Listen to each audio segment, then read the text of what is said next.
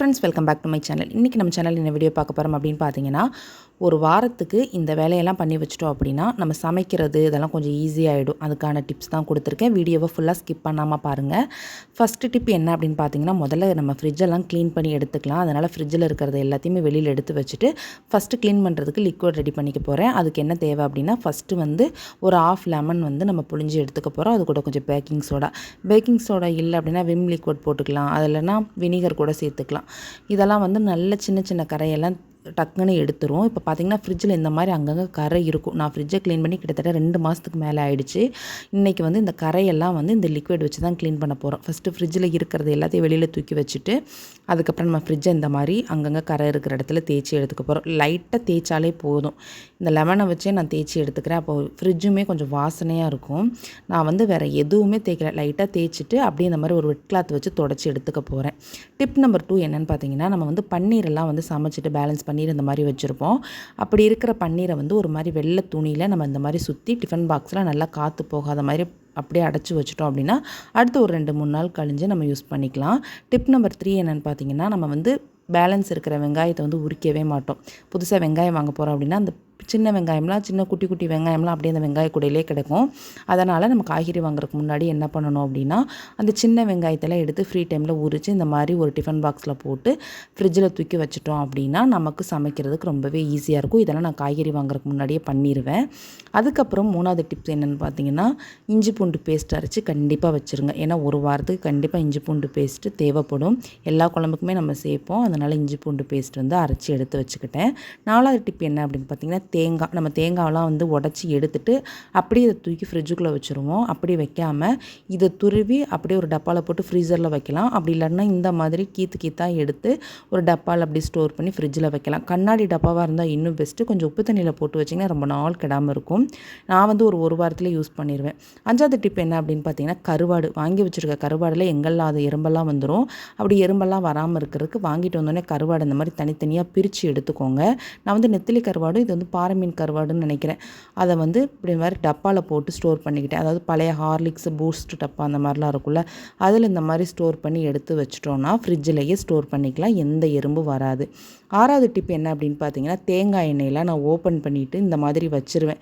கொஞ்சம் தலைக்கு தைக்கிறதுக்கு, கொஞ்சம் குக்கிங்க்கு அதெல்லாம் எடுத்து வச்சுட்டு மிச்சம் இருக்கிற எண்ணெய் இந்த மாதிரி ஒரு பாக்ஸில் போட்டு ஃப்ரீசரில் ஸ்டோர் பண்ணிட்டோம் அப்படின்னு வச்சுக்கோங்களேன். அப்படியே கட்டி ஆயிரும். நமக்கு தேவைப்படும் போது மெல்ட் பண்ணி நம்ம வந்து யூஸ் பண்ணிக்கலாம். அங்கங்கே சிந்தவும் செய்யாது. இப்போ வந்து பார்த்திங்கன்னா ஃப்ரிட்ஜெல்லாம் ஓவரால் க்ளீன் பண்ணுறதுக்காக ரெடி பண்ணிட்டேன். ஃப்ரிட்ஜு பார்த்திங்கன்னா க்ளீன் பண்ணி ரொம்ப நாள் ஆகுது. உங்களுக்கு பார்த்தாலே தெரியும் எப்படி இருக்குதுன்னு. ஃபஸ்ட்டு சுவிட்செல்லாம் ஆஃப் பண்ணிவிட்டு ஃப்ரிட்ஜுக்குள்ளே என்னென்ன திங்ஸ் எல்லாம் இருக்குதோ அதை ஃபுல்லாக எடுத்து வெளியில் வைக்க போகிறோம். அங்கங்கே கரை வேறு இருக்குது. இதை எப்படி நான் க்ளீன் பண்ண போகிறேன் அப்படின்னு யோசிச்சுக்கிட்டே தான் இருந்தேன். சரி, வீடியோ எடுத்து உங்களுக்குமே அதை ஷேர் பண்ணால் உங்களுக்கு ரொம்பவே யூஸ்ஃபுல்லாக இருக்கும் அப்படிங்கிறதுக்காக வேண்டி வீடியோவும் எடுத்துட்டேங்க. பார்த்திங்கன்னா அப்படி கிடக்குது ஃப்ரிட்ஜு. உள்ள காய்கறி எல்லாமே அழுகுனது அழுகாதது எல்லாமே இருந்துச்சு. எல்லாத்தையும் ஃபஸ்ட்டு வெளியில் எடுத்து வச்சிட்டேங்க.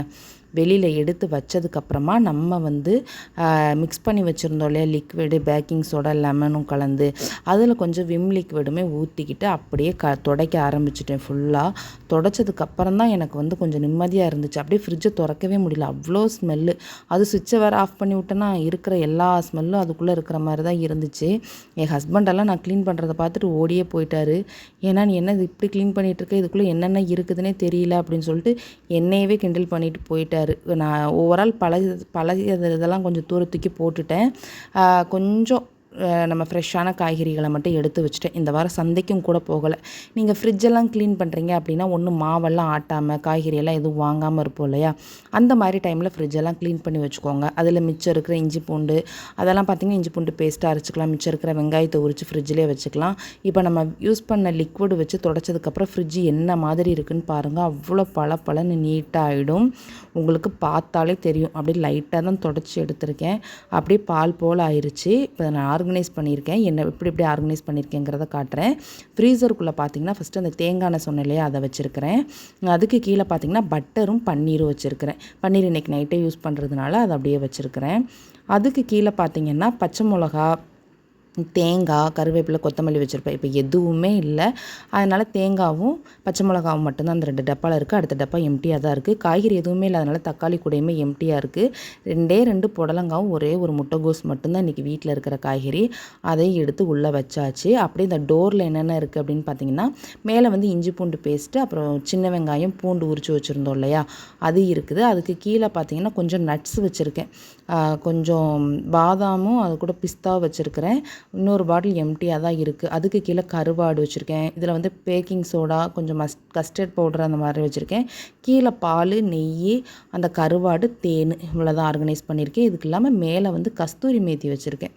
இவ்வளோ தான் இப்போதைக்கு ஃப்ரிட்ஜில் இருக்குது. இதுக்கப்புறம் காய்கறி என்ன வாங்குறனோ, மாவு என்ன மாவு ஆட்டுறனோ அதை தான் ஃப்ரிட்ஜுக்குள்ளே ஸ்டோர் பண்ணி வைக்கிற மாதிரி இருக்கும். பாருங்கள் ஃப்ரிட்ஜு எவ்வளோ க்ளீனாக நீட்டாக இருக்குது அப்படின்னு. சில நாள் வந்து நான் வந்து க்ளீன் பண்ணுறதுக்கு மறந்துடுவேன். அதனால் வந்து சில டைம் இந்த ரொம்ப கன்றாவி ஆகிடும். அந்த டைம் வந்து இதுக்கப்புறம் இப்படியே மெயின்டைன் பண்ணுவேன்னு நினைக்கிறேன். இந்த வீடியோ உங்களுக்கு ரொம்பவே யூஸ்ஃபுல்லாக இருக்கும்னு நினைக்கிறேன். யூஸ்ஃபுல்லாக இருந்தால் மறக்காமல் ஒரு லைக் போட்டு கமெண்டில் சொல்லுங்கள். வீடியோ பிடிச்சிருந்தால் லைக் பண்ணுங்கள். தேங்க்ஸ் ஃபார் வாட்சிங். இன்னொரு வீடியோவில் பார்க்கலாம். பாய்.